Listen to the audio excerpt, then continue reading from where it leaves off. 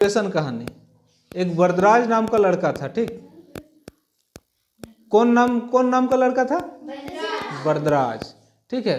मूर्ख था पढ़ने में, ठीक, पढ़ने लिखने नहीं जानता था। हाँ, तो क्या हुआ, वो पढ़ने में बहुत कमजोर था, तुम लोग का जैसा बैल था, ठीक। सुनो, तुम्हारा जैसा बैल था, ठीक है। तो उसको क्या किया, उसके जो पिताजी हैं उसको पढ़ने के लिए कहाँ भेज दिया? आश्रम भेज दिया। हम लोग का अभी जैसे स्कूल होता है, ठीक है, पढ़ने के लिए हम लोग को स्कूल भेजता है, ये स्कूल भेजा, वो स्कूल भेजा, ठीक है। उसी तरह पहले के ज़माने में क्या नहीं था, ये नहीं था, स्कूल नहीं था। उसको भेजता था एक जंगल में, जंगल के बीच में गुरुकुल होता था, वहीं पे उसको पढ़ाई लिखाई होता था। 18 साल तक या 15 साल तक उसको पढ़ाया जाता था। उसके बाद उसको गुरु दक्षिणा दे के, गुरु मंत्र दे के, विद्वान बना के भेजा जाता था और अपने समाज को सुधारा जाता था। तुम लोग पढ़ क्यों रहा है? इसीलिए पढ़ रहा है क्योंकि तुम लोग समाज को आगे ले जा सके, समाज को सुधार सके, इसीलिए पढ़ता है ना। किस लिए पढ़ता है? कमाने के लिए। नोट कमाएगा तब ना समाज को सुधारेगा, ठीक है। अभी सबसे बड़ा पैसा हो गया, ठीक है।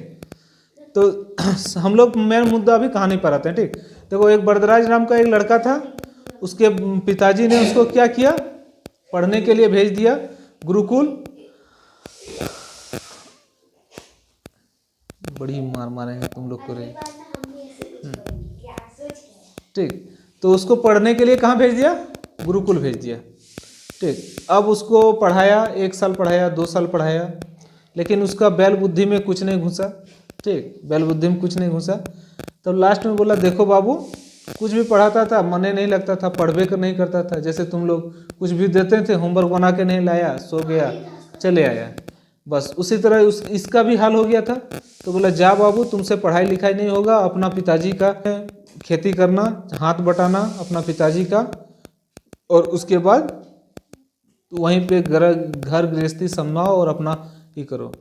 तो उसको भेज दिया, बोला कि चल जाओ। तो दूसरे दिन भेज दिया, एक सत्तू का पोटली दे दिया और बोला चल जाओ, रास्ते में खा लेना, क्योंकि दूर था उसका घर, ठीक। उसी तरह भेज दिया। अब उसको क्या किया, सुबह निकला था, दोपहर हो गया था, भूख भी लग गया था।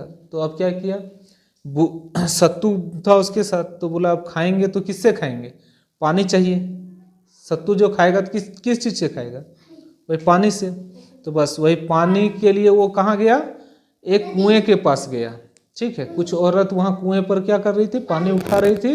तो बस वही कुएं के पास गया और वहीं कुएं के पास जाके देखा कि जो रस्सी है, कोमल रस्सी है, सोन का रस्सी होता था, ठीक है। कुआं में घिस के कुआं का जो पत्थर है उसको ईक कर दिया है, ठीक है। क्या कर दिया है? गड्ढा कर दिया है। और वहाँ पे एक मटकी जो रखता था पत्थर, उसको देख रहा तो गड्ढा कर दिया है, ठीक।